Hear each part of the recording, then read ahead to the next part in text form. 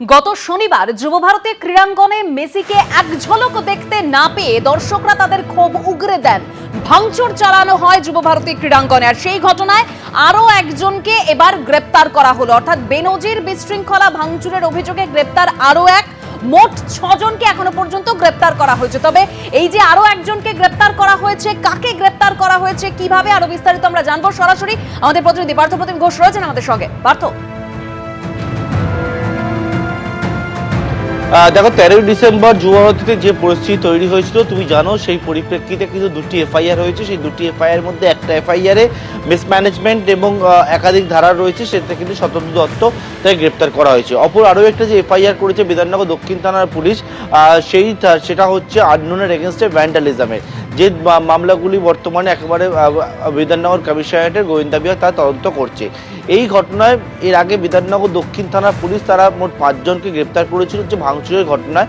এবারে হচ্ছে বিধাননগর গোয়েন্দা বিভাগ গতকাল রাত্রিবেলা আরও একজনকে গ্রেপ্তার করেছে এবং সেটা হচ্ছে এই নিয়ে গ্রেপ্তারের সংখ্যা দাঁড়ালো 6।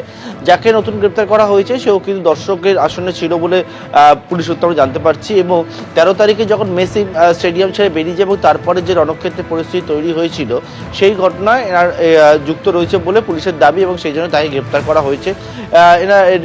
এবং এই নিয়ে যে ভাঙচুরের ঘটনা, ভ্যান্ডালিজমের ঘটনা, সেই ঘটনায় মোট গ্রেপ্তার হলো 6। অন্যদিকে আরও একটি যে ডেভেলপমেন্ট তুমি জানো, যে গতকালকেই একেবারে রাজ্য সরকারের তরফ থেকে যে পদক্ষেপ গ্রহণ করা হয়েছে এবং তারপরে বলা হয়েছে যে একটা স্পেশাল ইনভেস্টিগেশন টিম বা এসআইটি গঠন করা হয়েছে গোটা বিষয় দেখার জন্য।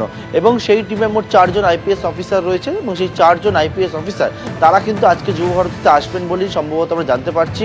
এবং এসে তারা কিন্তু গোটা বিষয় পরিস্থিতি ঠিক কী হয়েছিল সেই বিষয়ে আরও বিস্তারিত খতিয়ে দেখবেন বলেই আমরা জানতে পারছি। আজকে দুপুরের নাগাদ বা সকালে কিছু সময় পরে হয়তো এই 4 জন আইপিএস তারা আজকে যুবভারতীতে আসবেন এবং এসে যে এসআইটি যেটা গঠন করা হয়েছে সেই এসআইটি খতিয়ে দেখবে সমস্ত বিষয়টা। এমনকি তদন্তকারী যে অফিসাররা রয়েছেন যারা এই ঘটনা তদন্ত করছেন তাদের সঙ্গেও এসআইটি টিমের সদস্যরা কালকে এক দফায় সদস্যদের প্রতিনিধিরা কথা বলেছেন বলে জানতে পেরেছি। আজকেও কিন্তু তারা বৈঠক করবেন। ধন্যবাদ পার্থ।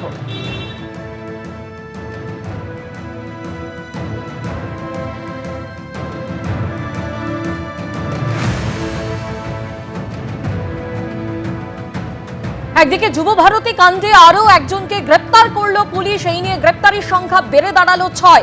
অন্যদিকে গতকালই আপনারা জানেন যে এই যুবভারতী কাণ্ডেই 4 আইপিএস এর নেতৃত্বে সিট গঠন করে রাজ্য সরকার।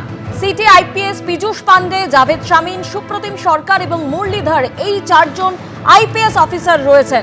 যুবভারতী ক্রীড়াঙ্গনে বেনজির বিশৃঙ্খলা, শীর্ষ পুলিশ কর্তাদের শোকজ, কর্তব্যে গাফিলতির অভিযোগে একের পর এক পুলিশ কর্তাকে শোকজ করা হয়েছে। সাসপেন্ড বিধাননগরের ডিসিপিও অনিশ সরকার, তার বিরুদ্ধে বিভাগীয় তদন্তের নির্দেশ দেওয়া হয়েছে।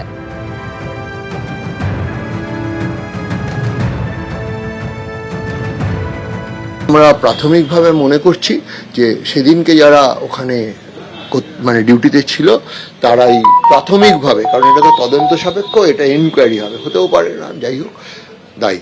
এবিপি আনন্দ, এগিয়ে থাকে, এগিয়ে রাখে।